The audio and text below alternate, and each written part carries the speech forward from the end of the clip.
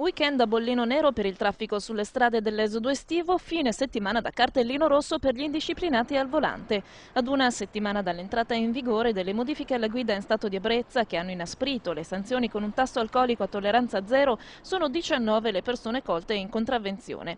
Padova, Venezia, Verona e Vicenza, le province più interessate dai controlli, con una decina di pattuglie della polizia stradale schierate.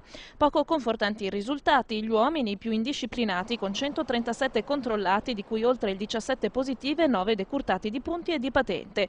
A una sola donna è stata ritirata la patente di guida, meno indisciplinati i giovanissimi. 2 veicoli sequestrati, un'autovettura ed una motocicletta che una volta confiscati potranno essere assegnati agli organi di polizia che ne faranno richiesta per essere utilizzati prioritariamente in attività finalizzate a garantire la sicurezza della circolazione stradale.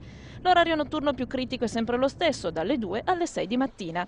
E per quanto riguarda il traffico, il grande esodo del primo weekend di agosto ha superato il suo picco e sta rallentando la sua massa, osserva l'assessore regionale alle politiche della mobilità Renato Chisso, che ritiene superata la prova del sistema regionale della grande viabilità e del passante in particolare. Il sistema ha tenuto e anzi dimostrato la sua flessibilità, permettendo in poche decine di minuti di reindirizzare i flussi verso strade alternative, la Conegliano Sacile Pordenone, che hanno ridotto le code a limiti fisiologici per una giornata che tutti sapevano essere da bollino nero, anzi nerissimo.